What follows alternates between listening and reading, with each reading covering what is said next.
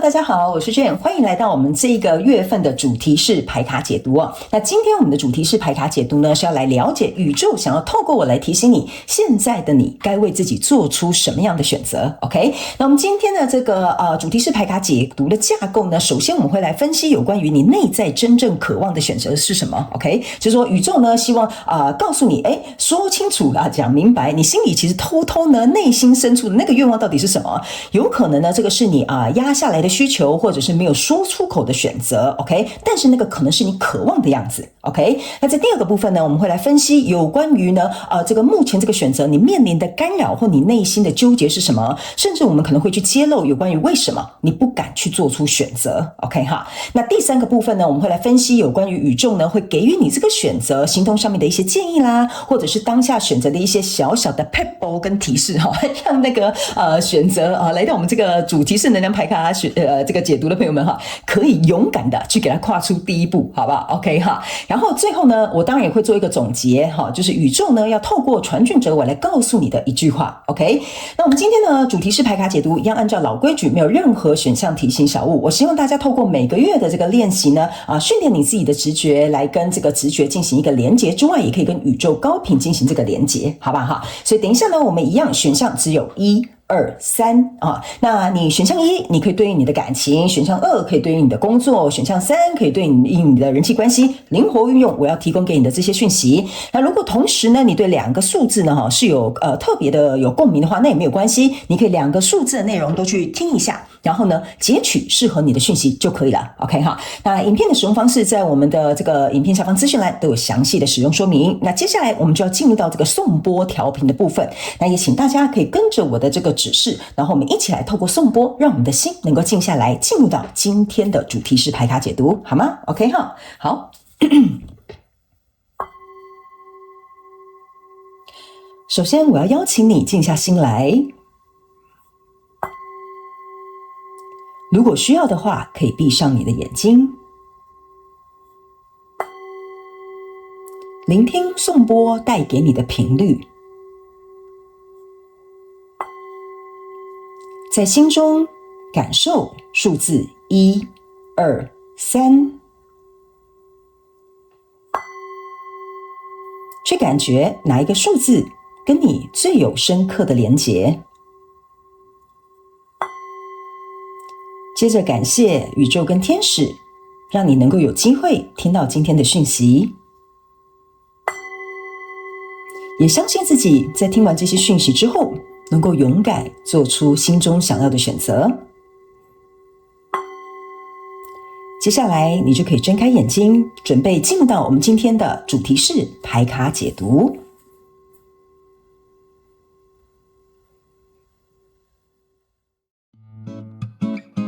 Hello， 大家好，我是 Jane， 非常欢迎大家来到我的频道收看我的影片。为了提供给大家更多丰富精彩的内容，在今年我成立了思维手术室社群，想要邀请你一起来灵活运用妈妈生给我们的大脑。那在社群里，我将会带领大家一起练习思维改写，并且提升自我认知，让你在面对生活当中的挑战有更强大的底气以及过人的应变能力。只要点击影片下方的资讯栏，就会看到思维手术室的社群连结以及入群步骤的说明影片。那接下来就让我们一起来看今天精彩的影片内容吧。Hello， 选项1的朋友们，欢迎你来到今天的主题是牌卡解读啊。那今天我们的主题是牌卡解读呢，我们会来听看看宇宙想要提醒你，现在的你该为自己做出什么样的选择，好吗？哈，那我们呢在开场的同时呢，已经有跟大家说明有关于今天的主题是牌卡解读的整体的架构跟流程。所以你如果略过这个部分，不是很了解我们今天会怎么进行的话呢，麻烦你回去看一下我们的开场讯息跟解说，好不好 ？OK 哈。好，那在第一个部分呢，我们首先要先来看一下你内在真正渴望的选择是什么？也就是说呢，宇宙想要点出或点醒你可能是你内心当中你没有说出口但想要做的选择，或者是呢内在有被你压抑下来的一些需求，或者是你想要成为渴望的样子，好吧 ？OK 哈。好，那这边呢，我刚把牌卡掀出来，那请选项1的朋友们，请给我一点时间，让我去感受你能量场上面的呈现跟细节哦，请稍后哦。OK， OK， 好，我个人会感觉选项一的朋友们，我觉得呢，在你的能量场上面给我有一种感受，就是呢，我先跟新来的朋友讲，因为新来的朋友们可能对我不是很了解哈，我不一定会按照这个牌意上面跟你解释，我比较有点像是一个能量的翻译者 ，OK 哈，翻译这些能量想要呈现的内容给你听 ，OK， 那呢，当然你可以套用在所有适合你现在想要对应的人事物或者是关系、创业、工作，通通都可以，好不好？请大家灵活运用这些讯息，因为在我的频道，我非常讲究大家要灵活运用妈妈生给我们的大脑，来灵活运用这些讯息，为你自己达到最大的效益，好不好 ？OK， 好。首先呢，我觉得我很明显的可以看得出来，就是说呢，我觉得选项一的朋友们，你是非常有内在智慧的哈。但是呢，我觉得我不知道为什么哈，你就是为什么会说你很有内在智慧，可是某部分选项一的朋友们，你是不愿意彰显出来，就是说，比如说这个人做什么事，其实哈，你心里知哈，就是你心来栽栽啦哈，但是呢，你可能不会揭穿他，或者是不会揭露他，或者是不会想要去戳破这样子的状况。所以呢，我觉得这可能对你来讲也是保护自己的一种方式，比如说不要加入办公室的这个政治斗争，或者是比如说另外一半你还在观察他的一言一行哈，是不是能够符合他所说的那样子 ，OK 哈，所以呢，这个隐藏的这个智慧哈，或者是这个内在，其实你的敏锐度或洞察力应该是不差的哦哈，只是有些时候你会有点装傻哈。就可能把自己装成是傻白甜哈，大家就会觉得说，你好像没什么杀伤力啊，或者是没什么影响力哈。但是呢，我觉得你之所以在这个可能是装傻啦，或者是还在观察啦，或者是比如说，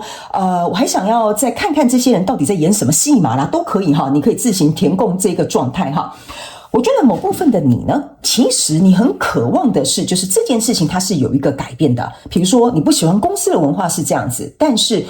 你一直装傻哈，埋头苦干在你的工作，是因为你其实内心渴望工作的文化可以改变，不要加班，或者是不要有政治斗争哈，或者是比如说你希望你的另外一半可以诚实的去告诉你或了解你的需求。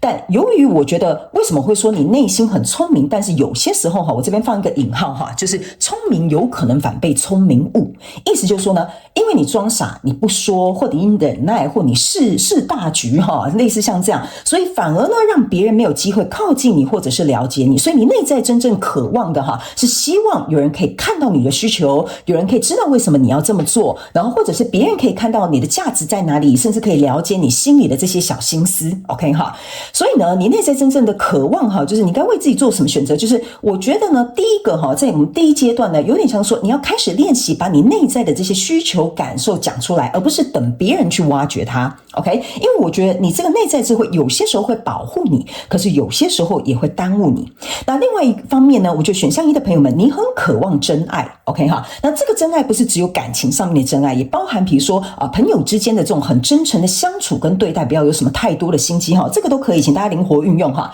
因为你本身是一个很有同理心的人，你本身是很容易心软的人，所以有些时候呢，你在过分心软的过程当中呢，你可能会退让，你可能会容忍或者是包容，所以你该为自己做了一个选择，就是说你希望不要再透过这样子的方式哈，比如说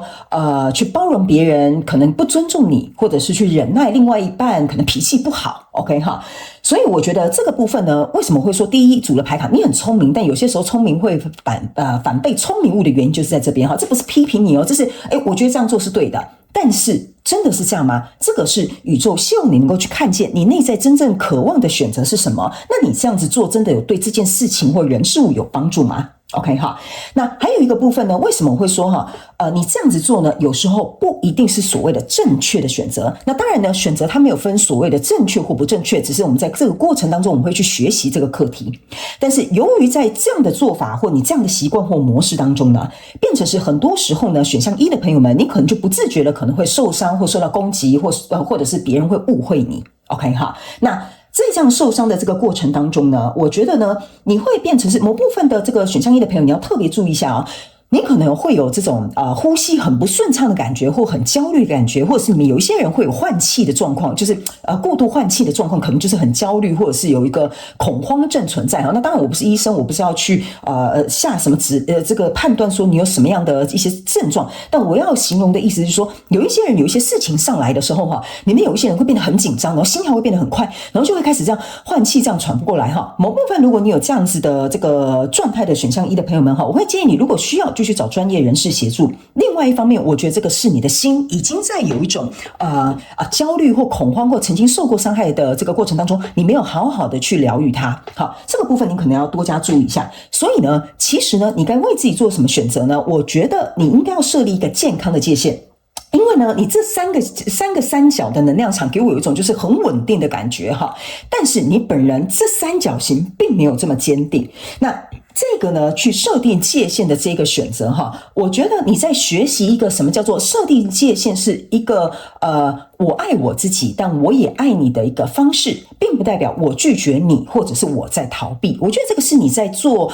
学习要怎么样做出自己应该要做的这个选择的过程当中，其中的一个隐性课题，可是你可能没有看见 ，OK 哈。然后呢，在这个过程当中呢，我觉得某部分的这个选项一的朋友们哈，你的状况是由于原生家庭或者是人生的一些变故哈，比如说人生有一些突然大的变故，或者是原生家庭有一些原本就存在的一些状态，然后它可能是不可逆的，也有可能是天生就生下来的。比如说假设好了你们家里可能有一位家人哈，他可能生下来的时候就比如说有一些我举例好了，比如说精神上面的问题，或者是比如说需要特别有人照顾的，比如说有一些生活上面不方便的问题哈，这个有点像是不可逆，然后可能天生生下来就有，所以导致于你在这件事情下面呢，我觉得你过分承担了一些责任跟心理上面的压力，然后这些未知跟恐惧可能影响你，导致于你想做出我可能更适合自己或为自己做出一个选择的时候，你可能会背着愧疚，或者是会背着自责的感觉哈，就是你没有办法很坦然的去享受人生。所以呢，我觉得在这个过程当中，你也很想要选择爱你自己，这个就是有点像说你现在该为自己做什么样的选择，就是你也很想要选择爱你自己，你想要对你自己好一点点，然后你想把这些精力付出在你自己身上多一点点。可是可能原生家庭或者是你的人生当中突然有什么样的变故，会有什么样重大事件的转折，导致于这一块它可能被牺牲了。好吧 ，OK 哈，那我必须要告诉选项一的朋友们哈，你们某部分的人哈，怎么讲呢？我要怎么形容这个能量场呢？我觉得你们有些时候呢，太为别人着想 ，OK 哈，这是一件好事，但是过了头会变成一件让自己进退两难的一件事。所以这个也是宇宙希望在第一个部分提醒你，你内在真正渴望的选择是什么，我们要把这些东西讲出来给你听 OK 哈，因为我觉得这个状态并不像是很单纯说选这个跟选那个哈，因为我们不是在买苹果跟香蕉嘛哈，对不对哈？所以有点像是说这不是一个一定要怎么样做的决定，而是说我们在讲的这个东西有点像是你想渴望成为的样子。OK 哈，所以这个呢，有一点像是你对这个人事物的期待，还有对自己的一个想要呈现出来的形象或样子的渴望。所以呢，我觉得选项一的朋友们，你在这几个方面呢，我觉得你要能够去听见你自己内心真正的一些需求，还有哪些东西是被你压抑了，然后你可能避而不谈，或你觉得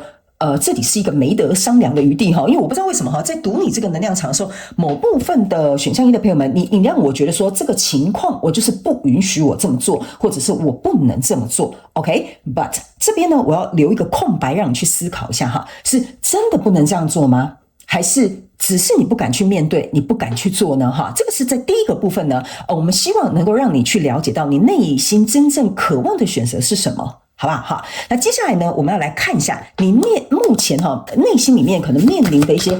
这个干扰或纠结又是什么？好不好？哈，因为呢，我总觉得这个选项一的朋友们，某部分你的人呢，不好意思，我剪下来哈。某一部分的人我在读你们的能量场的时候呢，你的心轮是被锁住的，而且我可以告诉你，你大概听到这边有某部分的人，你已经在落泪了，就是你觉得我在传递给你的这些讯息跟能量，已经有一种好像有人终于懂得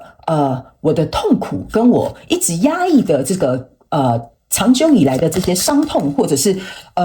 我的情绪，终于有人可以看见了。我现在是起鸡皮疙瘩状态哈，我整个后面整个背部都是麻的，那就代表说你的能量正在跟这些讯息进行一个共振 ，OK 哈。所以我觉得这个可能是你必须要能够去正视的一个状况，好吗？那接下来在第二个部分，我们要来看一下你目前呢面临的干扰或纠结又是什么，好不好哈？首先我个人会感觉呢，某部分的选项一的朋友哈。你看吧，这个就是我刚刚跟你讲的，你会自责，对吧哈？所以有些时候为什么我要把这些牌卡用不同的牌卡去验证，就是我希望我不仅是一个传递讯息的传讯者，我还希望透过宇宙的这些牌卡重复去验证我要告诉你的内容，让你更加肯定知道说接下来你自己心里该怎么做，你想要怎么样去做一个改变。 OK 哈，我刚刚有说呢，你们某部分的人是心轮是有点压抑的，听完这个讯息你的心轮可能会被打开，你甚至会有这种情绪上面的波动，这是很正常的哈。他们希望我先告诉你，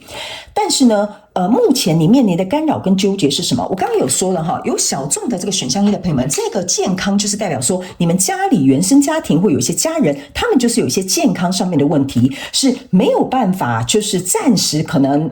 还在医疗或照顾的过程当中，或者是这个是不可逆，他可能天生下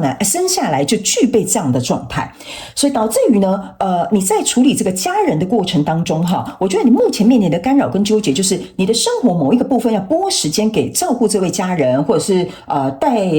这个家人可能去看医生，或者是你的另外一半，不一定是要家人啊，你们有一些人可以套用在工作上，就是说呢，可能财务健康状况出了问题，所以你可能就要不断的去审视你的财务的报表，或是了解你的现金流的这些状态哈。我刚刚在讲是希望透过不同的举例，让你们能够灵活运用，好吗？请你们自行套用在你在对应的状况当中。所以呢，我觉得目前就是因为你有某部分的时间、精力跟空间必须要拨出来或挪出来给这个可能需要你关注的人事物 OK 哈。但是呢在这样子的付出跟进行的过程当中哈，你也曾经有想过，就是我要不要干脆就算了，我就不要理，因为说实在也不关我的事情哈。但是这个自责，这个 guilt 就是会不断的拉住你，OK 哈，所以呢，我觉得你有点像是左右为难哈，然后可能也暂时找不到方法该怎么做才好，所以只好目前继续按照这样的模式去过生活或进行下去。OK 好，那还有某部分的选项一的朋友们，我觉得你不是不想做出一个适合你自己的选择，而是你怕一选择下去之后呢，我觉得有可能是一些除了这个内在的这个自责跟责任感之外哈，还有一点是别人外在的批评，还有一种就是好像可能要跟这个人事物进行一个切割，怕选完之后可能就没有回头路，或者是可能没有商量的余地哈，所以导致于你在纠结，就是说我到底是要这个还是要那个，要选择这个还是这个呢？我到底是要留下还是离开呢？我到底是要管还是不要管呢 ？OK 哈，所以这个可能是你在里面会比较纠结的地方。还有一件事情哈，我觉得这边呢要提醒某部分选项一的朋友们。这张信任的牌卡哈，这张牌卡叫做trust OK 哈，不好意思，我今天解牌可能会尽可能把牌平铺在桌上，因为我想要很彻底的去感受能量，所以我会尽量减少把牌拿起来给你看，因为这样会让我分心哈。但你们不用担心，我会讲得很仔细 OK。我觉得这张相信的这一张牌卡给我有一种感受，就是我觉得第一有一点，你可能不相信别人会做得比你好。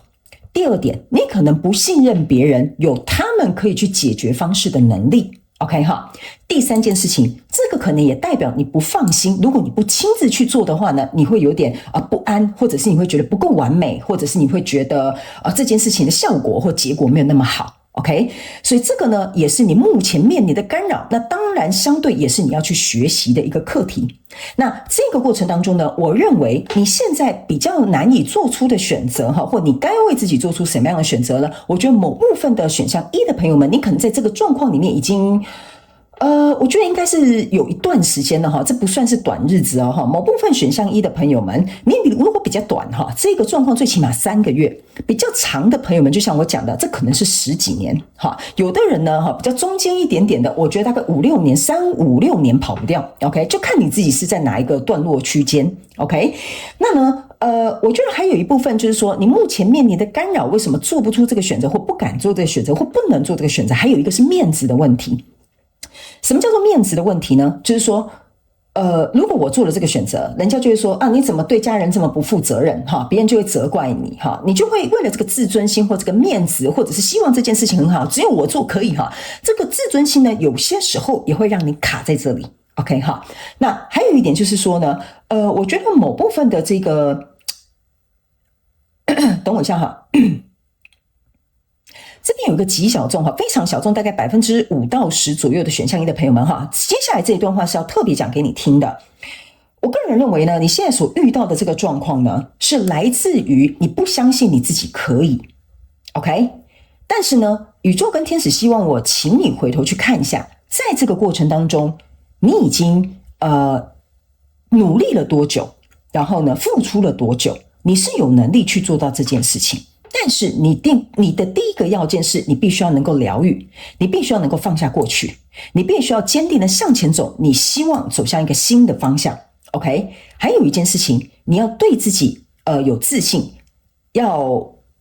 等一下哈，他们说要有自信之外呢，还要能够去理解一件事情，就是说呢，我在这件事情的失败或不成功或者是不顺利，并不代表我这个人不行，或者是我这个人的自我价值不够或能力很差。他们也要告诉你，有些时候有些事情的对跟错不是在于你，而是说有些时候这件事情为什么可能失败或不成功或没有推行的那么顺利，那是因为有可能在跟你交手的这个人事物他没有能力而拖累了你，或者是比如说你们只是没有共识，但并不代表他一定是错的，你一定是对的，或你一定是没有能力的，他一定是那个比较厉害的。 OK， 所以他们说呢，这个关卡要靠你自己跨越这个门槛。OK 哈，所以这个没有人可以帮你，这个我要很直白的跟你讲，这是一个你敢不敢去跨越，能不能够让你的防备心、自尊心或你的这个受伤的这个心情，能不能够让这个墙落下来，让自己能够有一次彻彻底底的释放，去看见这个跟你交手的人数，然后穿越跟转化这个课题，好不好哈？这个是属于一个蛮小众的讯息。那呢，还有目前大部分的这个选项一的朋友们，你在面临的一个干扰的意思就是说呢，我觉得怎么说呢？某部分的选项一的朋友们哈，而且某部分你们不是没有，我觉得某部分啊，这应该也是蛮小众的。就是我现在读哈，这个能量场突然分叉了哈。某部分选项一的朋友们哈，你这个人很没有耐心呢。就是你懂我意思吗？就是你想做选择，又想立即看到答案跟结果，可是你又不敢这么做，然后你又想东想西，又想很多，然后又想要得到结果啊，又不敢去行动，然后又觉得说怎么样哈？你有没有发现我刚刚很像鬼打墙哈？这是另外一派的选项一的朋友们哈，就是我想到一个结果啊，但是为什么不赶快出现呢？他怎么不做一个改变？那我接下来要怎么做啊？哈，有点类似像这样哈。如果你是属于这一派比较没什么耐性的选项一的朋友们哈，你之所以会卡在这边呢，不是因为对方或这个情势或这个环境怎么样，是你自己在这边拖拖刷刷，就是你在这边流连忘返，你在这边不敢下决定，所以你想把这个下决定的责任丢给别人。OK 哈，这个我就很直白跟你讲，你已经是大人了。OK， 这种方法是行不通的哈。他们希望我这样告诉你。OK， 好，那接下来呢，我们就要来进行第三个部分的分析哈。第三个部分呢是宇宙希望可以给你目前这个行动上面的建议，还有当下这个选择的一些算是小 pebble 或者是提示，还有这个指引，好不好 ？OK 哈。这边呢，我还有读到另外一派的这个选项一的朋友。某部分选项一的朋友哈，你很爱算命，你很爱占卜哈，你很爱就是来看我们这些无微博的影片哈，就是我啦哈。我觉得这也是一个蛮小众的某部分的选项一的朋友哈。我为什么会说你很喜欢算命，你很喜欢玄学，你很喜欢去算塔罗哈？原因就是因为呢，他们叫我这样讲会有点太直接哈。但是我就说了好不好？你们也知道，你们看我的影片知道我这个人讲话就是很直接哈，有这个话我就直说，因为我希望你是听到真诚的答案，而不是说我把它讲得很美好 OK 哈。特别身为一个中间的传讯者，我必须能够不做 sugarcoat 这件事情，让你能够理解为什么你的问题在哪里 OK。最后一派的这个选项一的朋友们哈，我必须要跟你讲，你为什么爱算命，你为什么喜欢玄学，你为什么喜欢塔罗哈，是因为哈，你觉得结果好我才要做，结果不好我就不做，我宁可停在那里，我宁可就是不要去做任何的改变，因为如果改变没有任何的好处，我干嘛要做？所以你的想法跟这个个性有一点像是说，既然这个塔罗牌说不好，既然那个算命老师说我今年不适合创业哈，既然那个什么人类图跟我讲说我这个什么什么没有打通哈，那我就不要 OK 哈，那你就失去了开发你的潜能的可能性 OK， 你就真的会活得像那个算命的 OK， 这个是他们要我提醒你的一件事情，你让算命变成命定论，而没有让它变成你可以去开发潜能的机会，没有办法让它变成是改变命运的契机 OK 哈，我已经觉得我讲很委婉了，好不好？他们刚刚有跟我讲说我这样讲会有点直接，我说好，那我用一些比较我觉得很直接但是也了当的用词给你听，好不好 ？OK 哈，好，来，接下来第三个步骤哈，不是第三个步骤，第三个部分哈，我们要来分析宇宙要给你这个当下的这个行动跟建议哈。刚刚我也传那个给那个最小众的哈，牌都忘了翻过来哈。好，等我一下哈，我先把牌翻过来去感受一下你的能量场 ，OK 哈。好，行，我个人会感觉哈，选项一的朋友们，宇宙希望你现在的行动的建议是指呢，没关系，反正你都已经卡在这里了。OK， 我们就实话实说哈，反正你都卡在这里了，不管你是属于卡3个月或3、5年，或者是10几年的，都不要紧啊哈，反正你也已经卡住了 ，OK 哈。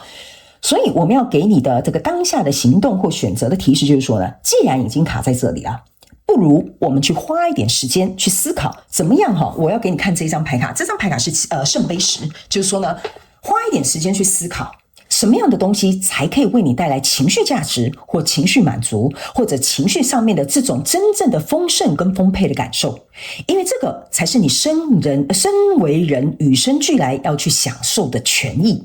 OK 哈，所以既然停滞，我们就不如花时间去思考。你现在如果不敢做决定，没关系，花一点时间去思考这件事情。还有一件事情呢，哈，这张牌卡呢是一个权杖五，权杖五象征的意思就是说呢，选项一的朋友们，你现在目前在这个状况里面，或者是你应该为自己做什么样的选择，就是练习去做出选择。我不知道为什么哈，你可能这样听起来就是说啊，那你有讲不是跟没讲一样吗？对啊，因为你的状况就是你就是在练习怎么样做选择。OK 哈。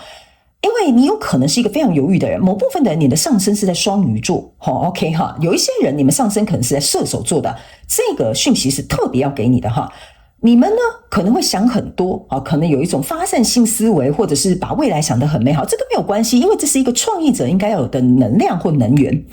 但是呢，在这个过程当中呢，如果你把很多生活上面的事情或你要做这个选择跟决定想得五花八门天马行空哈，但是你终究要回到地面上来做出一个那现阶段我要做些什么。所以呢，除了花时间去想什么样可以满足你的情绪之外呢，还有一件事情，把你想的事情呢，找一些目前可以落地的、可以做的、有可行性的，先去做再说。OK 哈，我们不是阻止你，叫你其他想象的那些东西不要做，我们是要告诉你，先把能做的事情先做好。OK， 先做好嘛，先求有再求好嘛，是不是这样说？对吧？哈，所以呢，宇宙还希望我能够告诉你一件事情，就是说呢，其实呢，你本身是可以透过你自己的行动跟选择去达到你的自我满足。这张牌卡是一个圣杯9跟圣杯10，还有一个太阳牌卡，在我们选项一的朋友们的这个状况上哈，意思就是说呢，你本身就是一个有力量、有爱的人。OK， 只是你可能过分给了别人，只是你过分可能听了这个什么算命跟你讲说你前世踢倒他家祖坟哈，所以你就不能跟他离婚哈，我醒栽啦哈。但是呢，我的意思就是说，你是因为你心中有这一份爱，所以相对的这份爱可能会成为你的考验，就是这份爱到底该给我自己，还是无限的给别人。这个圣杯9象征的就是满足你自己这一块，圣杯10象征的是你会去满足别人。OK 哈，所以呢，你注意看这个圣杯10很特别的是，这个男生抱着这个小孩哈，但是这个小孩其实是想要朝向这个妈妈的，但是妈妈好像是要去这边从爸爸的手上把这个小孩拿回来。所以这张牌卡是宇宙我现在起鸡皮疙瘩你自己看哈。好，来，宇宙要我告诉你的一件事情就是，你太久没有好好去呵护你的内在小孩了。意思就是说呢，你内在小孩需要被滋养、被你照顾、被你在乎的那一块。你很久没有做到这件事情了，所以这个也是你当下可以先去行动的部分。OK 哈，最后我要给你看一张很好的牌哈。其实说实在的，选项一的朋友们，你抽到圣杯10，抽到太阳牌卡，还抽到钱币10，意思就是说呢，其实你现在该为自己做什么选择，是除了情绪上要得到满足之外，还有在现实生活当中你做的这个选择，如果它要有一个实质的结果 OK 哈，你就一定必须要能够让你自己的能力有所去发挥，潜力去发挥，然后或者是行动要能够坚持。OK， 因为你们有些人是在看工作，有一些人是你想要赚钱，你想要创业，可是你就会想说啊，可是现在创业景气不好啊，很多人做这个行业都失败啊，那我资金如果花下去没成功怎么办？哈，这个都是在你内心里面你会想的，你会担忧的，你会害怕的，或者是我要不要现在离职？哈，我现在离职找不到下份工作，我现在裸辞可不可以 ？OK 哈，其实你回家看一下自己的存折，你就知道可不可以了。这个就是可行的第一步，只是你在学习怎么做选择，然后去想一下怎么做可以满足你情绪上面的满足之外，还有去呵护你的内在小孩这一块。然后呢，自然而然，当你做出选择之后，你有能力去创造这个钱币石，也就是你想要的结果跟未来。但是你的问题就是在于你能不能够勇敢去做出这个选择。OK， 好，然后呢，这边有极小众一个要给选项1的朋友们的讯息哈。如果你现在在对应的这个状况呢，是跟别人有关，哈，就是这件事情可能不是100%你能够做决定的，或者是你可能是牵涉在某一个事件或合约或状况当中的哈。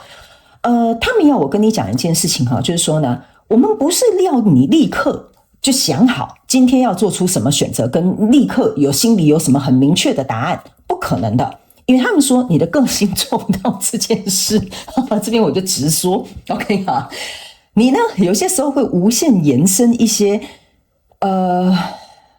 叫做没有必要的想法 OK 哈。你应该要练习把你的想法抓回来，去想一些有必要的解决方案 OK 哈。这个呢我就提示到这里好不好哈？因为最后我们要来看宇宙最后要送给你的一句话是什么，好不好？选项1的朋友们 OK 哈。好，来我们一起来看看哈。来，选项1这个叫做 The Right Way See，这就是为什么选项1的朋友们，我刚刚有说你有选择困难症啊，你很爱犹豫不决哈，你不知道要怎么做，那不然我去听看看算命怎么说哈。这张牌卡哈，就是被给你啦，就是要给你的，好不好哈？这张牌卡的意思就是说呢，正确的一条道路，并不是因为我选择正确的道路才会变正确的。你们还记得吗？我刚刚有讲嘛，如果是对的我才要做，不是对的我干嘛做？我干嘛浪费我的时间？干嘛浪费我的精力 ？OK， 这个我非常感谢宇宙来验证我要传递给你的讯息。他们希望最后一句话透过我告诉选项1的朋友们，所有的选择没有对错，唯一你做错了一件事情，就是你从来不敢选择。OK， 当你勇敢选择的时候，你做的选择永远都会是适合你的。你一定会得到什么，你一定会学到什么，你一定会知道自己心里想要什么 OK， 如果这辈子就只能活一次，你要不要去思考一下 OK 哈？你内心真正渴望的是什么？为自己好好活一次，你才能够去感受生命当中会为你带来的热情，这种震动，还有这种震撼，还有能量场上面的提升。所以如果你永远都要把这些事情担在你自己的身上，把这些责任丢给别人去承担，把这些结果好像以一个不管是怎么样的选择或结果论去看待的话，那他们说很可惜，这个人生你并没有好好珍惜，你并没有好好去为你自己付出，你忽略了你内在小孩渴望好奇想要去探索这个世界的权利。OK 哈，注意看哦，我全身起鸡皮疙瘩哈。这个就是呢，我要告诉选项1的朋友们，你的内在小孩很大声的在呼喊你，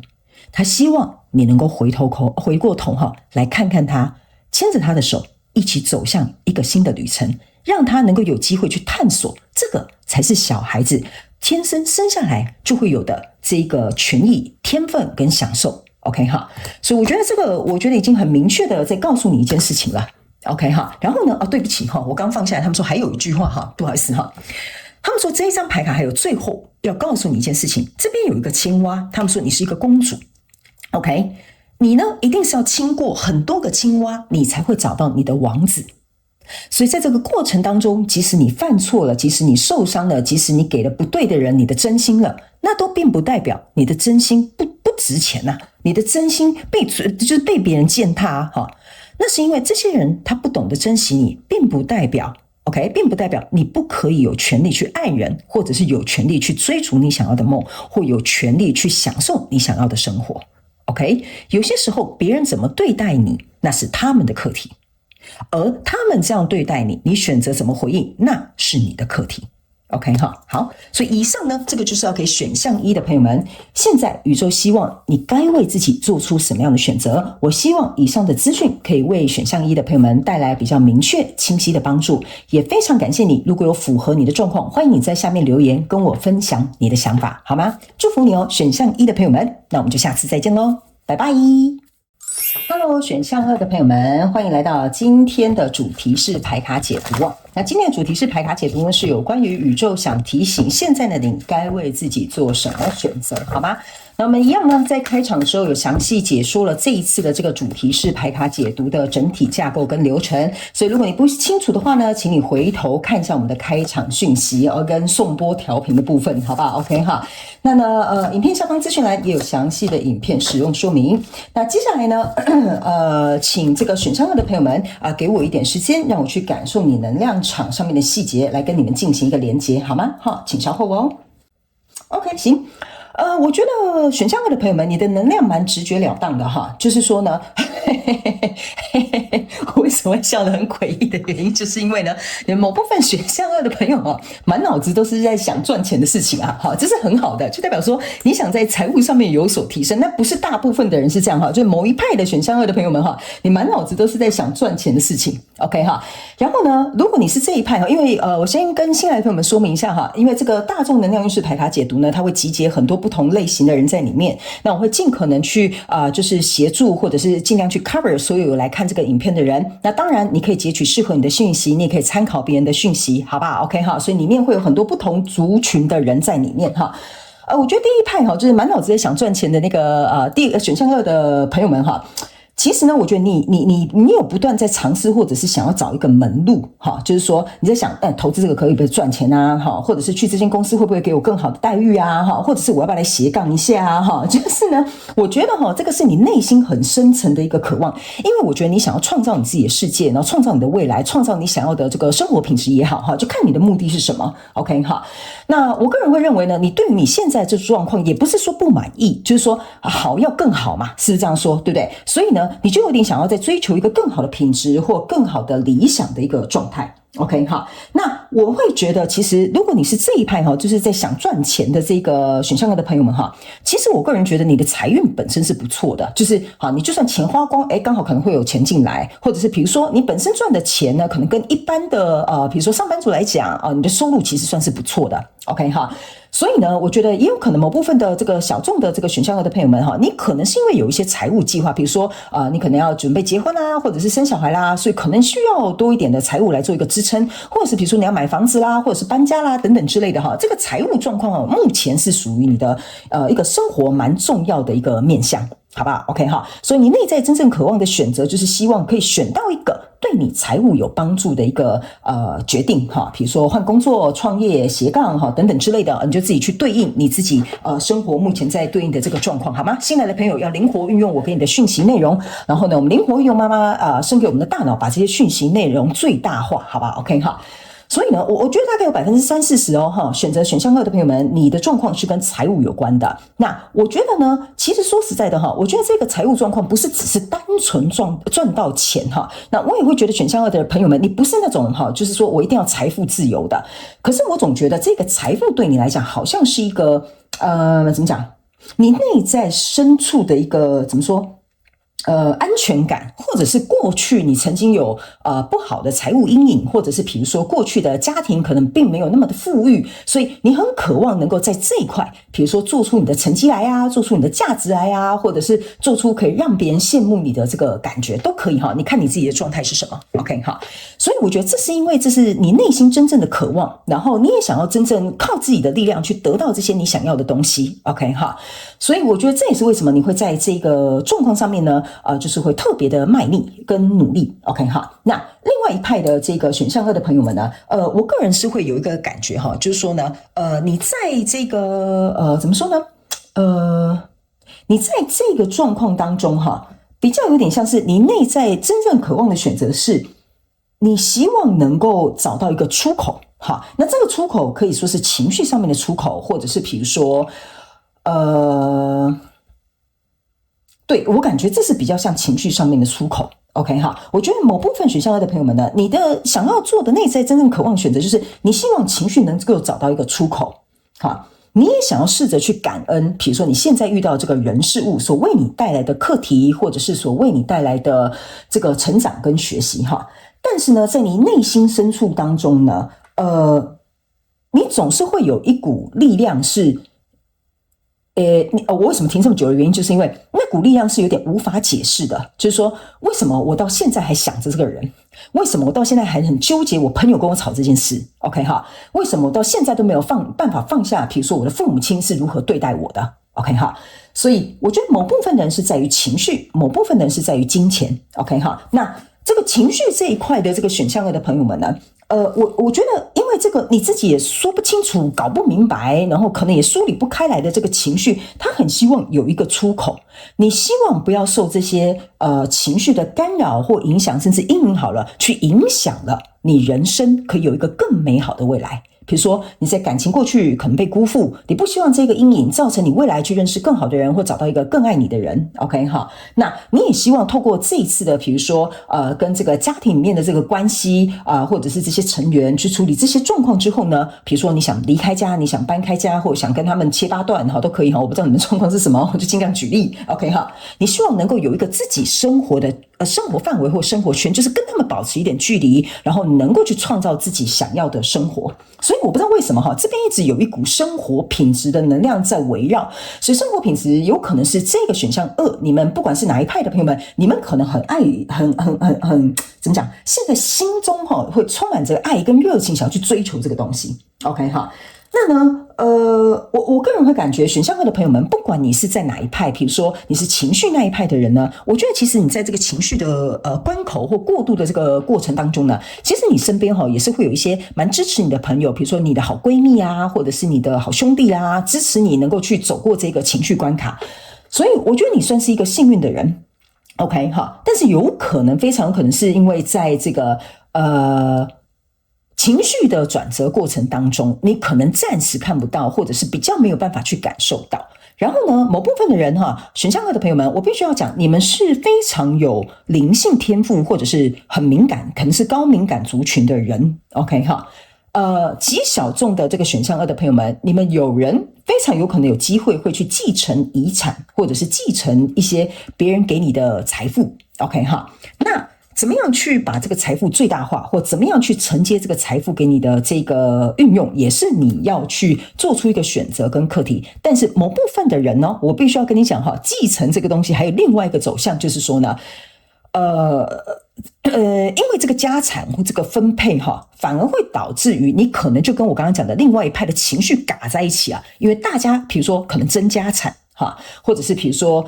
为了争家产，为了这个财富的问题大家搞得很混乱，然后可能也会觉得说为什么对方要这样，然后你也会觉得说为什么你不理解对方的立场，对方为什么不理解你的想法OK， 这个也有可能是选项2的朋友们可能会出现的，所以你内在真正渴望的选择有一点像是说我可不可以做出一个选择，然后对我们双方之间都有利，或者是可以让这件事情能够更加的顺畅的进行下去 OK， 所以我觉得呢，某部分的这个选项2的朋友们有可能是因为你要接受这个财富，所以你必须压抑某部分你情绪上面的需求，或者是某部分的选项2的朋友们，因为你这个情绪它暂时还在找一个出口，或是还没有一个适当的出口，所以相对来说有些时候呢，你在这个情绪过渡期的时候呢你会有一点点怎么说有一点点不知道该怎么做好，那某部分极小众选项2的朋友们，你应该是有在看心理咨商的 OK 哈，那我觉得心理咨商对你来讲也是一个非常好的抒压的一个方法好不好 OK， 所以我觉得你身边应该是会有朋友支持你，有专业人士支持你，或者是有一些我觉得有一些生活上面的小确幸会支持你因为我这边看到一个非常有趣的一个画面，我跟你们分享一下你可能会听到陌生人跟你讲一句话，或者是夸奖你，或跟你说一些什么，或可能莫名其妙你会分享一些事情，所以你会有共鸣，有这个共感，这件事情或许它就可以放下，或有一个出口就可以离去好吧 OK 好，所以呢我个人会感觉呢，你现在内心真正选择渴望是什么，就是希望你的生活有更好的生活品质，然后呢有一个好的出口，或者是找到一个好的解决财富更上一层楼的一个方法然后呢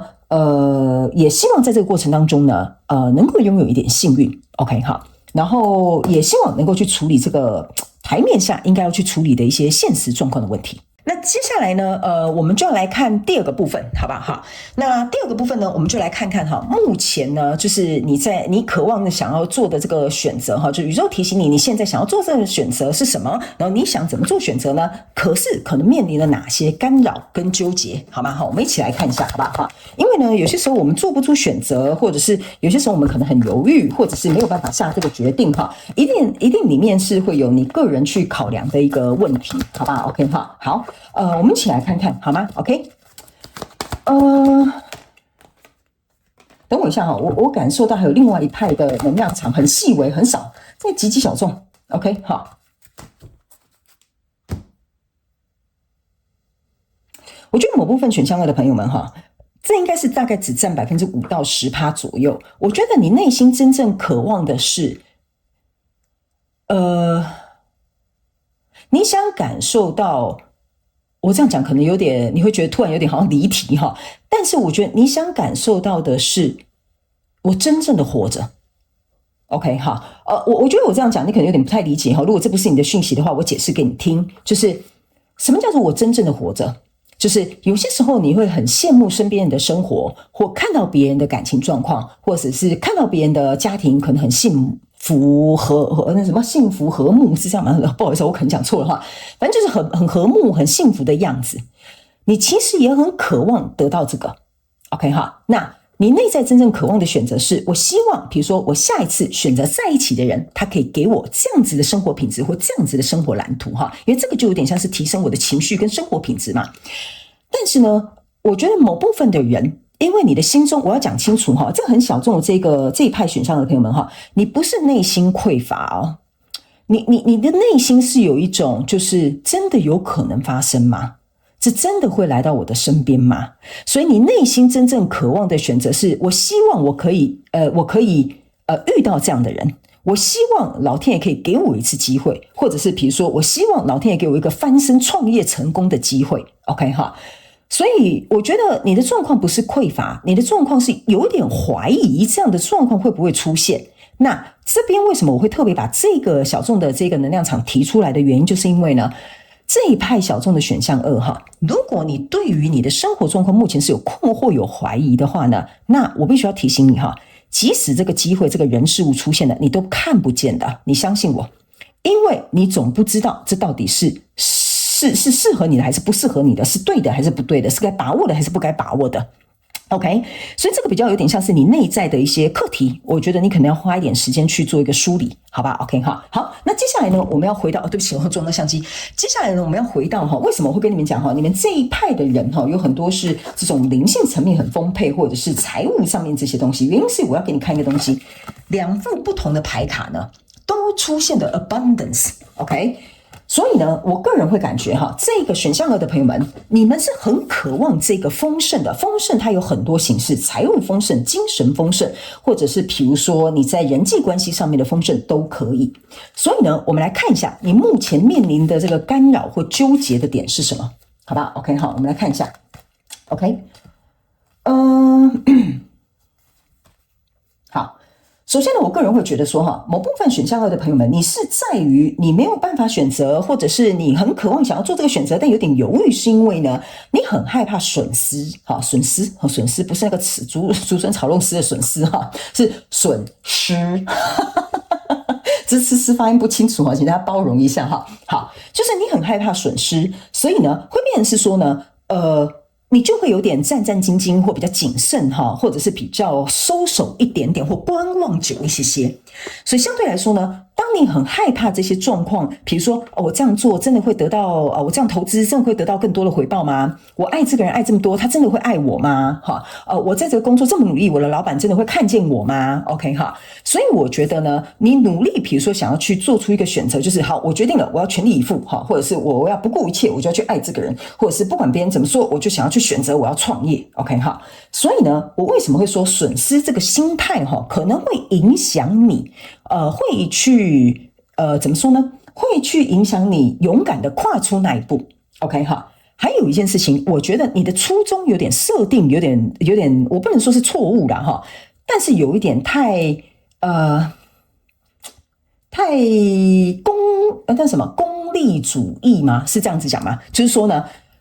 比如说你是属于金钱派的那个选项2哈，你就会想这可以赚多少钱，多久可以回报，投资报酬率是多少 ？OK 哈，那你要去想一件事情，如果你的创业永远专注在钱，你是赚不到钱的。OK， 钱它只是一个附加的效应，它是后面会引来的一个结果。但是为什么会说你变成是有点太功利主义的原因，就是因为你可能会纠结，或者是会干扰你做这些决定，是因为你忘记了你的初心。OK， 比如说我们投入一段感情的初心是什么 ？OK， 我要找到一个很爱我的人，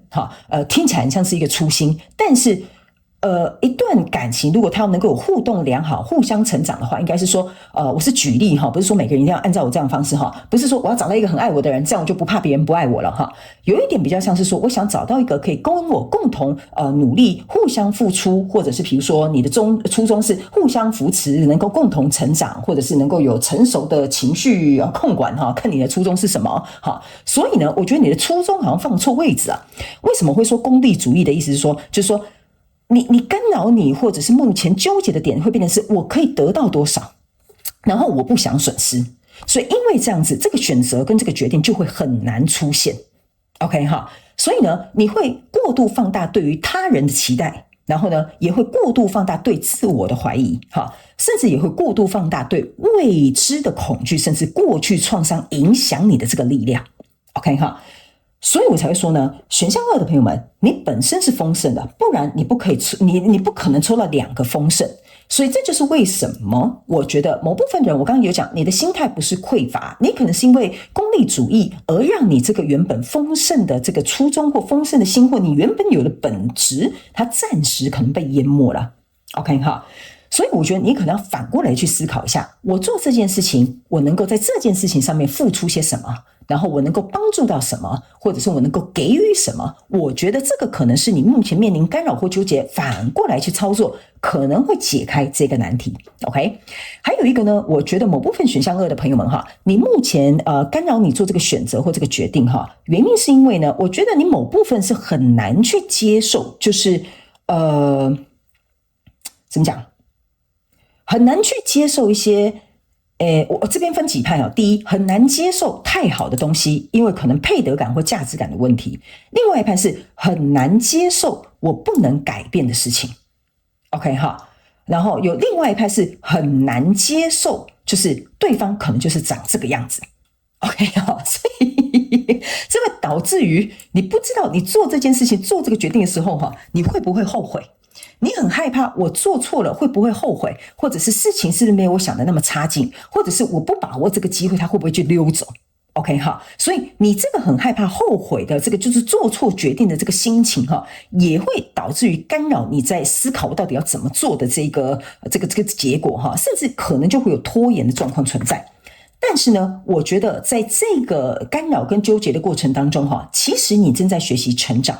OK 哈，为什么呢？因为你要去想哈，事情它是一体两面的。就算你做了一个对的选择，你相对一定会有对等的付出跟损失，只是你看不到而已哈。你只是觉得你看我选了一个很对的选择，我嫁对了老公哈，或者是比如说我做了一个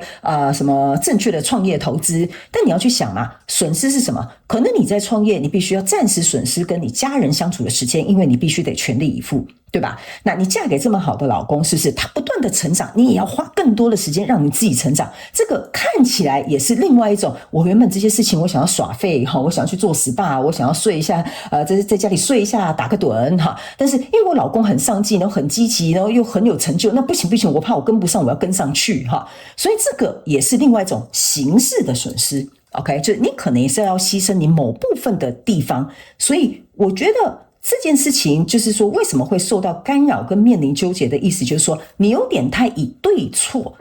的去做一个区分，所以导致于你卡在这个圈圈里面，好像出不来。然后再加上你如果过分去看自己可以得到什么，然后你反而就会忽略了你该付出什么的这一块部分，然后你就会很紧张，更紧张得不到的那一块。OK 哈。我不知道我这样讲你懂不懂啦哈，但是我觉得某部分选项2的朋友，你的确是在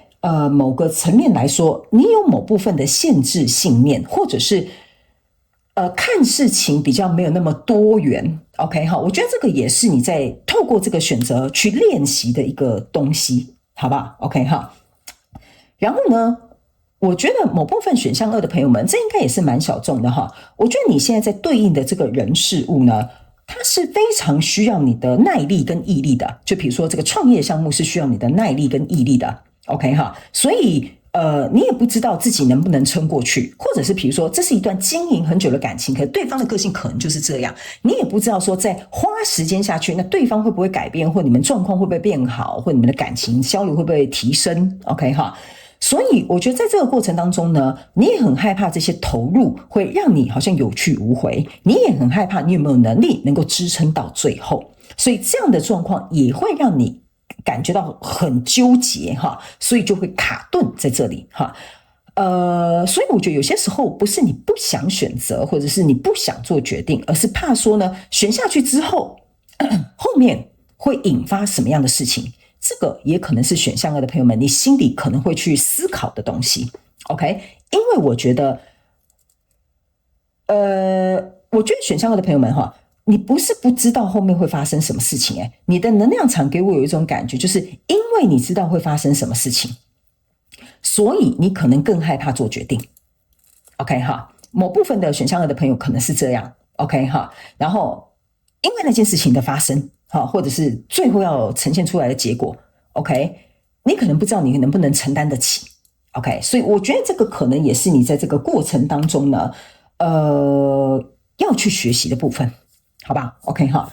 他们叫我简单举一个例哈，因为我可以告诉你哈，选项2的朋友们，我刚刚在读你第一副牌卡的时候哈，我精神很好。我来到你第2副这个干扰跟纠结的时候，我现在很想睡觉。你懂我意思啊？我就觉得你知道为什么吗？只要我的能量很想睡觉，就是代表这个能量很混乱，你知道吗？我根本就想不清楚我自己要干嘛，然后我就觉得好累哦。我想到这个东西我就好累哦，要做这个决定我就好累哦，然后我就觉得说好烦哦，先放到旁边，我先睡一觉起来再说哈，就是给我有这种感觉。你知道吗？所以我才会说，你们某部分选项2的朋友们在这边的能量有点是纠结的，然后一直卡顿的哈。好，我要赶快移开了，好吗？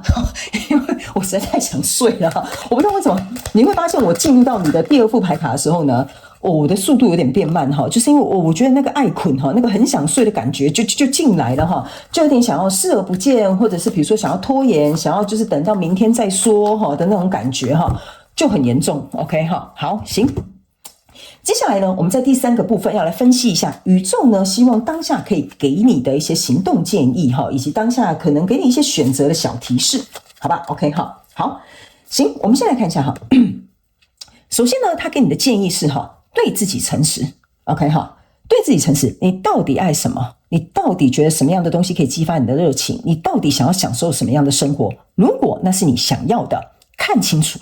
就是说，用你的双眼去看清楚，这个就是我想要的。OK， 为什么呢？你在这里抽到一个圣杯2跟圣杯1，哈，象征的就是圣杯3。就是说，如果这真的是你想要的，你应该是要有开心快乐的感觉。如果这个你做不出的选择，它会让你感觉不开心，那其实你自己心里早就心知肚明，这个不是属于你的，或者是不是适合你的，好吧？不管它是什么样的人事物，那个就是没有办法让你的人生能够再次有点活络起来的感觉。OK 哈，还有一件事情呢，我个人会感觉呢，某部分这边有一个女祭司某部分的这个选项2的朋友们呢，我个人会感觉呢，你心里在想要下的这个决定呢，行动上面的建议是说呢，你应该要去回想过去这个人事物不管你在思考的是人还是事还是物，你应该要去想一下 ，OK？ 你觉得为什么你会渴望？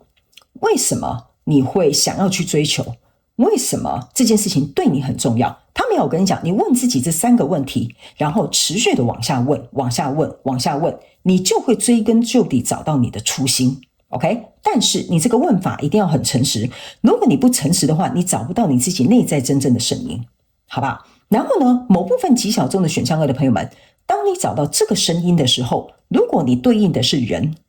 那你要去想。如果你这个答案是我跟谁谁谁的，因为我想跟他怎么样怎么样怎么样怎么样 ，OK 哈，那请你记得，你就去找能够让这件事情变怎么样怎么样怎么样的解决方法，好吧 ？OK 哈，好，如果特别是人的话，一定要这样做 ，OK 哈。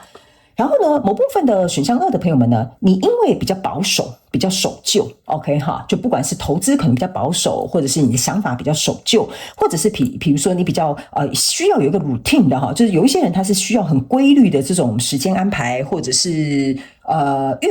可以预知的这个状况哈。那他们要我跟你讲一件事情呢，这个东西呢会经常影响你去做一个选择，所以你的怎么讲？你的行动建议就是你要能够去接受不确定性 ，OK？ 如果你能够接受不确定性来到你的生命当中，那你的生命才有可能会呈现另外一个样子。还有一件事，他要我提醒这个选项2的朋友们哈，你之所以为什么不太接受不确定性的原因，是因为呢，你该培养的能力没有培养起来。所以你去想一下，你在对应的这个人事物，你很害怕什么不确定性发生，那你就去可以把这个不确定性去解决掉的那个能力去培养出来，好吧？这个就是要给你当下选择的提示跟行动建议 ，OK 哈。然后呢，我也觉得选项2的朋友们呢，这张牌卡哈，我给你看一下，这是一个钱币女王 ，OK？ 这张钱币女王哈，其实她是在坐拥在她自己的椅子上。然后呢，就是拿着一颗很大的钱币哈，他们要告诉你哦，你现在所在对应的这个人事物呢，除了呢你要能够去接受它来到你的生命当中之外，就是说你现在已经在面临了嘛，不然你怎么会做这个选择呢？是不是这样说 ？OK 哈，他们要我跟你讲呢，如果是工作或生意或创业的话，你呢基本的这个这叫什么？商业思维哈或经营的这个能力要有。OK， 你不要光妄想，觉得我想要创业，我想要斜杠，我想要找一个更好的工作机会。OK， 但你在这个领域，你可能商业思维还不够，或者是你的专业能力还不够。OK 哈，他们要我提醒你，赶快趁这一段时间去把它补齐。OK 哈，然后呢，其他的这个选项2的朋友们呢是。我会认为，如果这个是一个你做完选择之后的决定，比如说 A 跟 B， 你终于选择了，那你就全力以赴去滋养你最后做出的这个选择。但是它是需要一个实质的计划的。例如说，你想跟你的另外一半重修旧好，可以啊。好，我选择了跟你重修旧好，我们来复合吧。那复合之后我们要怎么做呢？你要有一个实际的方案，你不能说好我们就复合了，从现在开始我们又是男女朋友了。那我可以告诉你，你们很快就会分手了。他要我直白的跟你讲，因为你们只是为了回来而回来，你们没有为了想要让这段关系变得更好才回来。然后回来之后又没有一个实际的计划，那会很容易就又变成一盘散沙。所以呢，他们要提醒你，这个行动的建议就是说，他要有一个 practical plan， 就是说有一个实际的计划才行。OK， 好，然后呢，还要提醒选项2的朋友啊，我觉得你很容易会自己吓自己哈。我不知道为什么我在读这个能量场来到这里的时候就有一种你很常自己吓自己，好不好 ？OK 哈，所以他们有我跟你讲你的事情没有那么可怕，也没有像你想象中的那么的惊吓程度100%哈。他们要我提醒你一件事情，就是说呢，除了第一不要自己吓自己之外，第二他们要我提醒选项2的朋友们哈，你们要有能力去拒绝对你来讲看似很有诱惑，但根本不是适合你的选择。OK， 这个也是选项2的朋友们，宇宙希望给你的行动建议跟当下选择的提示。因为某部分的选项2的朋友们，我在前面刚刚有讲，你很害怕损失，所以呢，你鱼虾都好 ，OK 哈，所以就有点像是宁滥勿缺 ，OK， 这是很危险的一件事情。OK， 不要忘了，你刚刚我们在前面有讲，你想要的是提升品质，建立你自己的世界，那就代表你的世界里面只会容纳适合你的、跟你想要的，还有你希望拥有的品质的。OK， 那低于这个标准之下的东西，请你不要再把它捡回来。OK 哈，所以这个部分呢，你可能要做一个拒绝的练习。好吧 ，OK 哈，因为如果你真的想要往上一个标准，往下来一个层级的话呢，那你自己本身的身心灵、你的行动、你的言语、你的选择都要跟上来才可以，好吧 ，OK 哈，好，来，最后呢，我们来看一下宇宙要送给你的一句话，好吗？好，我们来看一下哈，好。这张牌卡叫做Such a Curious Dream，OK， 看起来很像是一个很好奇的梦 ，OK 哈。我觉得这张牌卡其实就是要告诉这个选项2的朋友们哈，就是说呢，你可以去做，我们刚刚前面有讲嘛，你们有一些人是想要去创业成功，有一些人是希望情绪或在未来遇到一个更好的一个伴侣 OK 哈。我刚刚为什么说会有很小派的人，就是你很害怕有配得感跟价值感的这种很害怕的这种问题哈，就是要告诉你一件事情，宇宙希望透过我来提醒你，就是一个真正能够做到他梦想中蓝图的那个人，他不是单单只有幸运 OK， 他也不是天生下来就可以 OK 哈。通常能够勇敢追逐到自己梦想的人，都是因为第一，他们在这个过程当中付出努力跟行动 OK。 第二，就算在这个过程当中备受打击，他们想的不是哎呀那我今天该怎么办，哎呀我是不是做错选择，他们在想的事情是我要怎么样把这件事情视为一个契机，让它变得更好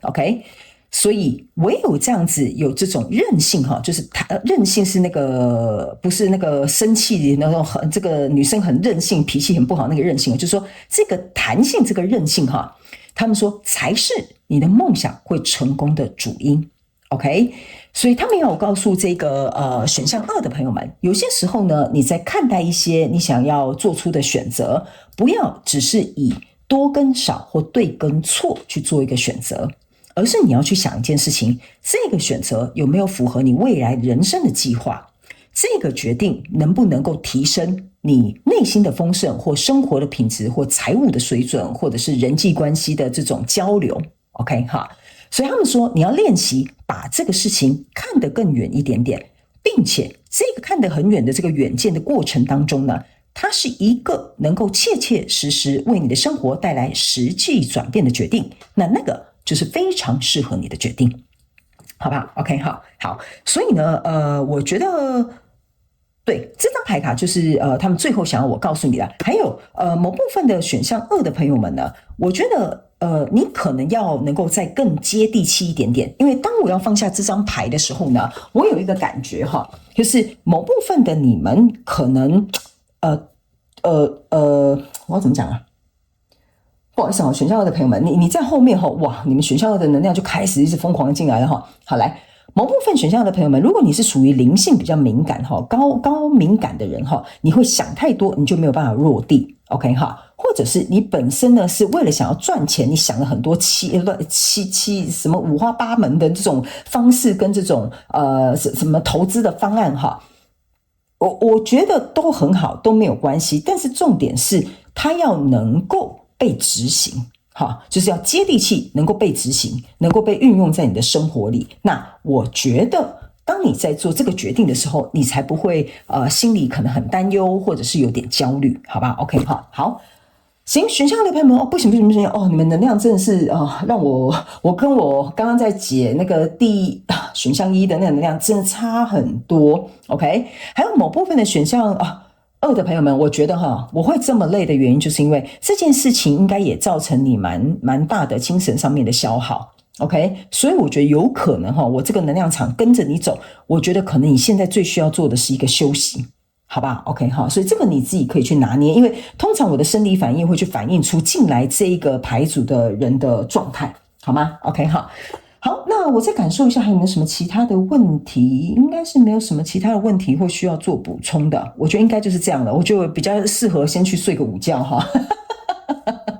好，那以上这些资讯呢，希望可以提供给这个选项2的朋友们作为一个参考，然后也希望呢能够对你有所帮助。如果刚好有对应到你的状况，也欢迎你在下面留言跟我分享你那边到底是发生了什么事，好不好？我每一篇留言我都会去看的 OK 好了，那就祝福你啊，选项2的朋友们，非常感谢你来收看我的影片，也希望你会喜欢。那我们就下次再见咯，拜拜。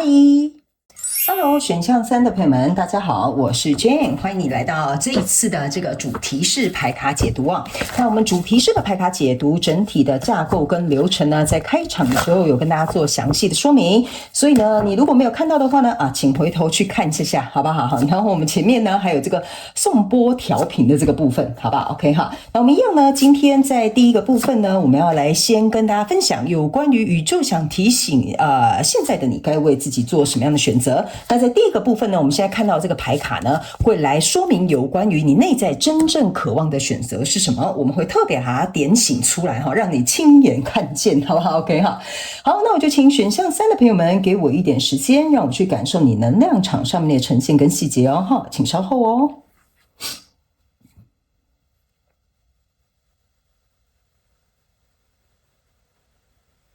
OK， 好，我觉得选项3的朋友们哈，你内在真正渴望的选择哈，就是希望能够自己能够拥有更多的这个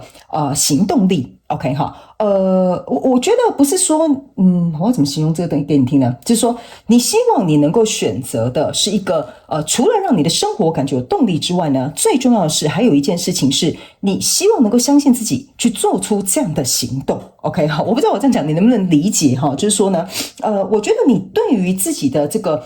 肯定度呢，有可能是你目前在生活当中正在学习的，就是你个人的力量。OK， 你真正渴望选择的是第一，符合个人的期望；第二，能够符合你个人力量。比如说，这个舞台是你可以展现的，这个领域是你可以彰显你的这个实力的。OK 哈，所以我觉得你真正在选择的，比如说我这样举例好了，选择一个适合的工作场合或工作选项，能够展现你的这个专业程度。OK 哈。还有另外一个就是说呢，你希望有一个可以发展的空间，好，比如说这段关系你想要展现你觉得你可以怎么样付出，你有什么样的能力可以支撑这段关系，或跟这段关系能够有一个良好的往来，所以你想要去做一个展现。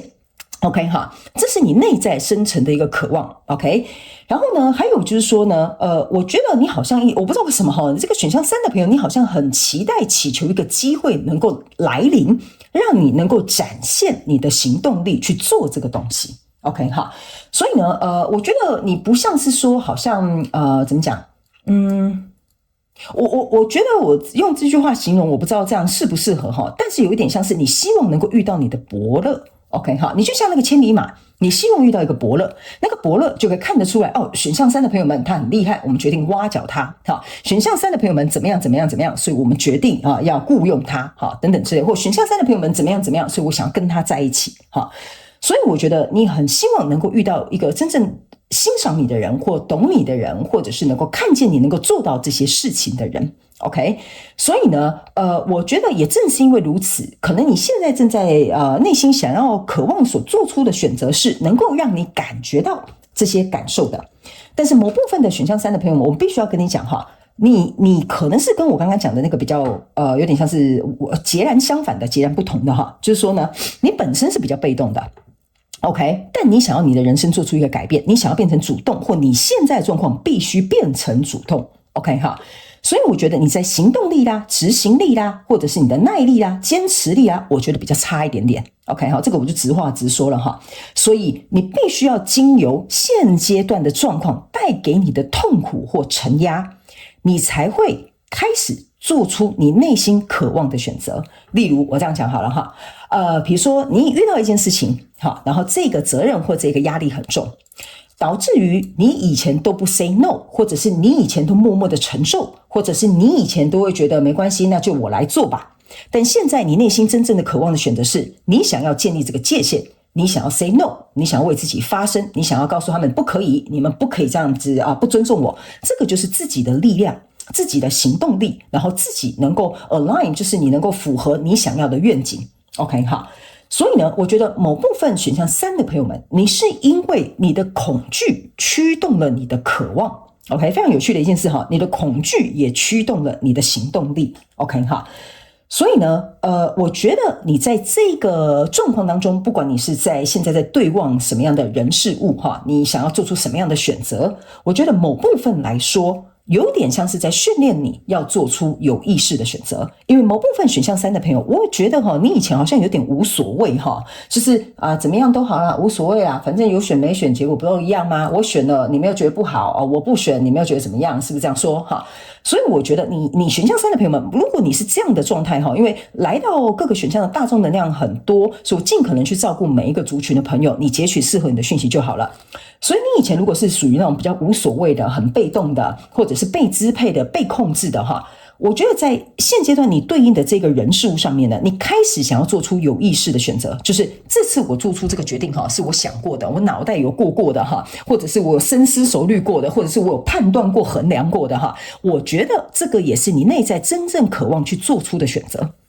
OK， 那呢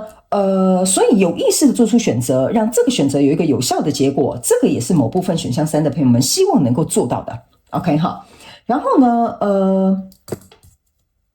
还有某部分的这个选项3的朋友们，我会觉得你内在真正渴望的选择不是一定说这个我要不要去这间公司上班，或我要不要跟这个人在一起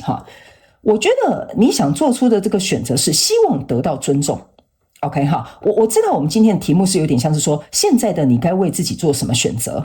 但是呢，这个选择的背后一定有你知道为什么你自己会做这个选择。所以我觉得某部分选项3的朋友，你是希望做出这个选择之后可以得到对方的尊重。OK 所以你可能要去套用在你自己的这个状况当中。OK 好，还有什么其他的？因为我觉得选项3的不同群众能量大概就是这样。我觉得最重要的一件事情是，我觉得选项3的朋友你给我有一种感觉，就是某些层面或在你现在想要做选择的这个人事物当中，你会有一种被害者的心态。OK， 那我不是在批评你我是要告诉你的心态是什么就是说事情就这样，我能选择什么？我就这样做我老板不是又要改来改去，那我有什么好挣扎的这种有一种像是被害者心态的状态，会让你失去你的创造的能力，或者是突破的能力，或者是相信事情可以改变的能力。所以我觉得你内心真正渴望的选择是，我不想要再有这种感觉了，我也想要去做出一个选择或争取一个什么东西因为你要去争取也是选择去争取嘛，是不是这样说？选择去反驳嘛，选择去跟他对抗嘛，是不是这样说？对吧？所以这个东西你希望不要再让你自己困在这个受害者的心态里，让你能够从这个受害者的心态转向成你可以掌控自己人生的那个人。OK 所以呢，我觉得这也是宇宙在提醒你，现在的你该为自己做什么样的选择 OK， 让你能够得到相对应的结果，好吧 OK 我觉得你很多能量场选项3的朋友们都是围绕在我希望我怎么讲，我觉得很多是跟你怎么说呢，不好意思我感受一下这个能量场怎么翻译给你们听因为不好意思新来的朋友就是要跟你讲，有些能量只能意会不能言传我觉得你主体能量场如果要我用一句话来形容选项3有一点是像是说我要告诉你我是什么做成的，你懂我的意思吗？有点像是老虎不发威，你把我当病猫的那种感觉，你懂我的意思吗？我忍耐，我不说话，我被欺负，我被你们这样丢来丢去，或被你们这样改来改去不是因为我不在乎，是以前我觉得算了或不在乎，或者是你们根本不知道我到底是怎么样的一个人。但我觉得你的整体能量场给我有一种感觉，就是现在我要去展现出，我做这个选择，我要展现出我是什么样的一个人。OK， 所以你现在所做的选择是要能够展现出你真实的样子的，还有你真实的人格，你真实的想法，你真实内心的这些情绪跟感受。OK 所以我觉得我用这样子来帮你做第一个阶段的这个整合你可能会比较容易了解。接下来我们来看第二个阶段，好不好？第二个阶段呢，我们要来分析的就是有关于为什么你没有办法做出这个选择，你目前面临的一些干扰或者是纠结是什么，好不好 ？OK 因为我觉得选项3的朋友们。我觉得你的能量很像是一直活在那个，你知道吗？就是很像人家垂帘听政你就是一直躲在幕后，你懂我的意思吗 ？OK 但是我不得不说选项3的人，你是一个狠角色，你懂我的意思吗？你的能量给我感觉你是一个狠角色，所以我刚刚为什么总结会说呢？老虎不发威你把我当病猫是不是所以呢，我觉得呢，你可能也会经由这个跟你交手的人事物，或你现在正要做的这个决定跟选择呢，我觉得你应该会感受到自己有一个层级的跃升，就是说以前比如说我这样讲，以前你可能扭扭捏捏，会有点比较害羞，或比较有点害怕，或者是有点觉得算了，我都不想管，或者是逃避这件事情。现在因为你做出了展现出真实自己的这个选择之后呢，你发现那个力量就回来了，所以你就变成一个我刚才讲一个形容词哈，不是很好的形容词哈，但是是一个搞笑的形容词哈，就是说你让别人知道说你是一个 bad ass， 你懂我意思啊？所以我觉得你那个气势的这个瞬间颠覆那种感觉我觉得很有趣，你懂我意思吗？这个有可能是在你未来你会感受到这一股能量场 ，OK 但是你现在还在纠结嘛，你还没有做出这个选择的话呢，我们来看一下你目前面临的这个干扰或纠结是什么，好吧 ？OK 好，首先我会觉得呢，某部分选项3的朋友们呢，我觉得我这样讲好了，我要进入到你第2副牌卡能量场的时候呢，我觉得某部分的人我就这样讲某部分第1派的人，你们是不敢要太多。OK， 好，就比如说，其实我还想要你多关心我一点，其实我还是希望老板你可以多重视我一点点，好，或比如说我希望我的合作伙伴能够多听我的意见，好，不要觉得我好像很笨，讲什么东西他就觉得没什么参考性。OK， 哈，我觉得第1派的这个就第1派的选项3的朋友们我觉得你不太敢要，好，或者是你要的很少。但是你明明心里想要的更多，我觉得这个就是面临你不敢展现自己，你必须要去做出这个选择，所以会干扰你去跟对方说出口，或者是去表达、去要求或请求，所以这个纠结就会有点来来回回这样。然后你可能害怕要求太多，对方会不会觉得你太过分或者是会不会觉得你怎么这么贪心所以我觉得这个东西可能会卡住某部分选项3的朋友们。那另外一派选项3的朋友们呢，是我个人会感觉你心中的，如果你是受害者心态那一派的选项3的朋友们你是一个很容易嫉妒别人的人当然这不是一件坏事嫉妒它有它的用处跟好处。比如说你看那个人就是身材比较好，你看老板就是特别的偏爱他你看别人投资什么都赚钱，我投资什么都赔钱，我就是没有那个命。 OK 所以呢，我觉得你有某部分的状态是因为你这个心态卡住了你自己，所以你看什么东西都是以一个很嫉妒的，或者是愤怒的，或者是觉得不公平的，或者是觉得凭什么的这种状态我觉得这是为什么这个状态掩盖了你原本的本质，然后也导致于你的本质受到了这样子就是嫉妒的这个影响，让你自己用这种愤怒也好，不公平也好的这种情绪去装饰或者是掩盖了你自己。 OK， 所以呢，在这样的过程当中呢，你看不到事情的美好。 OK， 那你看不到事情的美好，也看不到自己的美好的同时，相对的你就不会吸引美好。OK， 所以这就是为什么你会面临这样的干扰。你说俊，我真的很想要看见事情正向的发展但你看每次都是什么，那你就去了，你懂我意思吗？你就开始往那个方向就去了。 OK， 好，所以这个部分你可能要稍微提醒你自己，你目前面临干扰，没有办法做出这样的选择的原因是在哪。 OK， 好，然后呢还有另外一派的这个选项3的朋友们我觉得呢你是很怎么讲，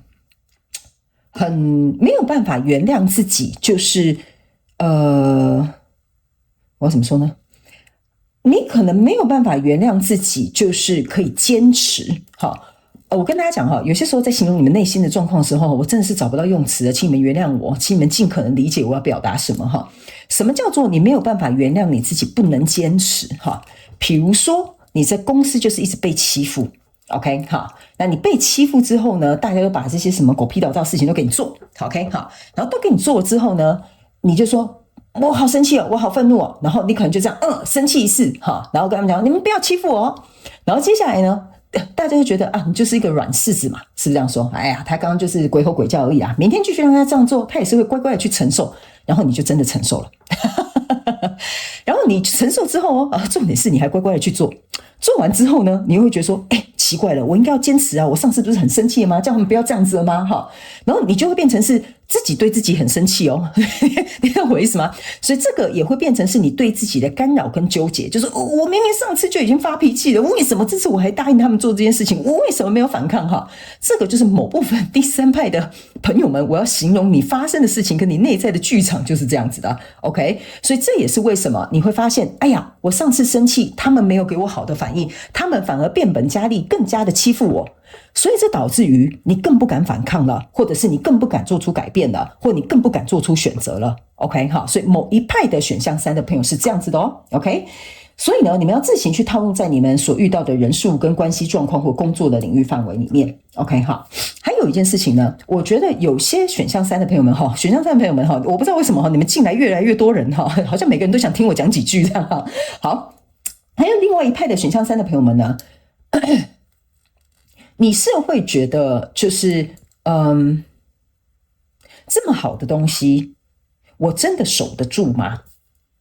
OK， 好，比如说我展现了真实的自己，我得到了一个很好的工作机会，那我真的守得住吗？我真的有能力坐在这个位置上吗？或你好不容易遇到一个真诚相待的人，然后他对你很好，他也追求你，你就会觉得那我守得住吗？如果他看到我的缺点，他会不会就跟我分手就离开我了？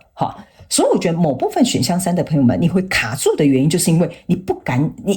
怎么讲？你不敢去接受这么好的东西来到你的生活或生命里，所以导致于你不知道到底要还是不要。OK 哈，所以这是另外一派的选项3的朋友。OK 哈，你的纠结的点跟你觉得受到干扰的地方。OK， 还有另外一部分哈，这个应该是极小众啦哈。我觉得某部分大概 5% 到 10% 左右极小众的选项3的朋友们哈，你是一个过分认命的人，就是你是随着命运随波逐流，好听叫做顺其自然。OK 哈，所以我觉得你有点太过于认命，导致于你觉得挣扎有什么用 ？OK 哈，但是你的心里也会有一丝丝的希望，觉得说如果我不再这样下去的话，那我可以得到什么 ？OK 哈，但是这一派极小众的选项3的朋友，我个人会认为你的问题是比较复杂的，所以你才选择认命。OK， 那因为你的问题很复杂，我也不知道你发生什么事情，所以这也是为什么这一件很复杂的事情会干扰你，会让你很纠结，没有办法去做出你内心渴望的选择。OK 哈。因为我在读这一个人特别的比较小众的能量场的时候我看到一团毛线球，你懂我意思吗？就是那种打结的毛线球，那就代表说你现在面临的这个东西是理剪不断理还乱，所以呢你就更难去做出你内心真正渴望的选择。 OK 好，所以你就比较偏向于认命。 OK 好，那接下来我们就来看，既然如此，那宇宙有没有什么样行动上面的建议给各个派别的选项3的朋友，好不好？选项3的人也太多了吧。 OK 好，那我先跟大家讲，因为呢大众能量运势牌卡解读我有说过了，能量场很多，我尽可能去照顾每个族群的人，那你去听适合你的讯息就好了。 OK 好，那最重要的是，如果这是符合你的讯息，你一定会知道我就是在说你，好吗？ OK 好，所以不要紧张。 OK， 我都会讲得很仔细。 OK 好，我也相信来到我的频道的朋友们都是很聪明的，大家都会灵活运用这些讯息。 OK 好，来，那接下来我们来看，既然如此，我们这么纠结然后呢，或者是受到这些干扰，那我们怎么样可以跨越所以先去走出第一步。好，我们来看看宇宙有什么样行动上面的建议。 OK 好，我觉得某部分的我先讲一下认命那一派因为他们叫我先照顾那一派认命就是人生呢比较复杂那一派的这个选项3的朋友们你的状况呢，这边有一张 Temperance， 他说呢他们要我跟你讲这个你的状态是需要时间去消化跟度过之后，这件事情自然会有一个转机，只是现在还不是时间。 OK， 这个我必须要告诉你。还有某部分你如果是认命那一派的你可能要先去疗愈你自己内在的一些状态，因为我觉得你的内在是需要帮助的，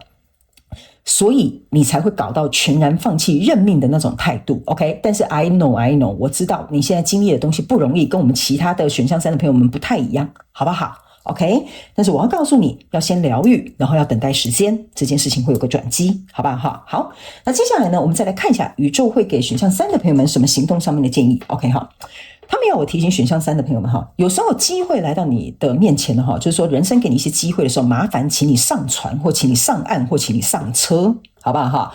他们说呢，在机会来临的时候，我们要先征求的不是我要坐哪一个车厢，就是哪一个高级车厢，我要坐普等的，还是坐中等的，还是要坐高等的车厢？你先不要想那么多好吗？你先上车再说 ，OK？ 所以呢，他们要我提醒这个选项3的朋友们，如果你现在内心真正想要做的这个渴望的选择呢，你先做。不要做得很完美，也不要做得很好，因为你做不到，你先去做就对了。这是行动的建议，就是说持续保持行动，先做再说 OK， 因为你绝对做不好 OK 好，为什么我会敢说你绝对做不好的原因，就是因为你现在选择的话还没有下，你怎么可能做好？你一定是边走边做边学，你去做好了。所以他们要我告诉你，就是先上车再说 OK 好，如果机会来了，先上车再说 OK 好，这是给你当下的行动跟选择的提示。然后呢，另外一派还是不知道怎么选择的这个选项3的朋友们他们请你去考量几件事情 OK 第一件事，你到底想不想要有一个新的开始？第二件事情，你还要在这样心痛绝望难受的状况里吗？ OK， 他们说你就想这2件事情就好了，因为这边有一个宝剑2，宝剑2象征的就是要么你选择新的开始，要么你选择继续痛苦 OK 然后某部分在这样状况里面的选项3的朋友们呢，你只要愿意做出选择 OK 虽然可能其中有一方会受伤，但是有一方会解脱，所以这句话对你来讲很重要。他们希望我重复再讲一次，只要你做出选择，的确会有一方会受伤，但是另外一方会得到解脱，所以起码有一个人获救。你现在的状况是2个人都要一起溺水了，或这个状况2个人都要一起沉船了 OK 所以呢，这个是你要去思考的 OK 好，然后呢还有什么样的行动上面的建议跟当下的提示，就是呢他们要我提醒这个选项3的朋友们这张牌卡是一个权杖骑士 OK 他们要我提醒你大部分我们会提醒说你做事不要太冲动，但选项3的朋友们，你做事靠的就是冲动 OK， 因为他们说如果你内心这个冲动一旦消失，你就动也不动所以如果你有冲动的时候，就赶快给它冲出去，知道吗？不要坐在家里动也不动 OK 因为你的方式跟别人比较不同，你是需要那一股冲动的能量跨越这个第一步 OK 所以如果你内心有一些驱动力，有一些突如其来的想法，或突如其来的 idea， 或突如其来的这种就是我想要去做这件事，就赶快去 OK 那就会对这个你正在对应的这个人事物有帮助，好吗你跟别人比较不一样要记得这一点，别人可能是要想清楚，不要太冲动，你呢是这个人万一动力过了没了就没了 OK 好，然后呢还有一个要提醒这个选项3的朋友们，就是说呢，你在对应的这个人事物你一定要能够知道说你手中掌握的资源有什么，就是说呢，比如说你现在要为自己做出什么样的选择，好，那你盘算一下 OK， 盘算一下，比如说我真的要去创业的话呢，盘算一下你的资金有多少，因为你可能纠结的是我不知道资金够不够，对吧？你盘算一下所有这些东西算下来或者是比如说有的没有的，你就自己列一个清单，然后去把它明明白白清清楚楚写出来 OK， 他们说只要你能够知道说我这些资源能够支撑我多久，我这些人脉可以帮助我什么，我这些情绪能够保持在什么样的状态，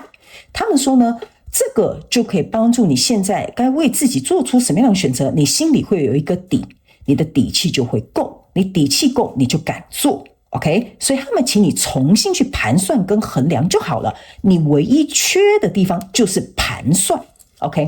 所以呢你一定要去盘算一下这个东西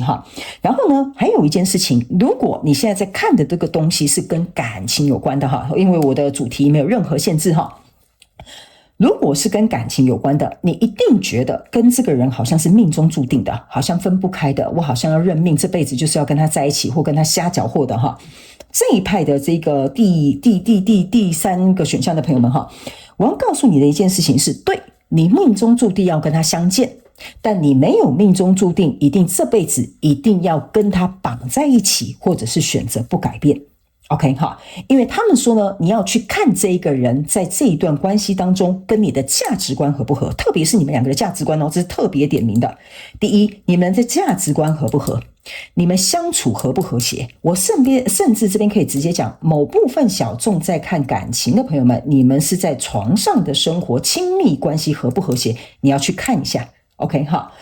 还有你们两个人之间多久没有这个火花了 OK 哈，就是说你们两个人还会有这种恋爱的感觉吗？还会有这种你爱我我爱我的这种感受吗 OK 哈。还有一件事情就是你们在这段关系当中有没有对等的付出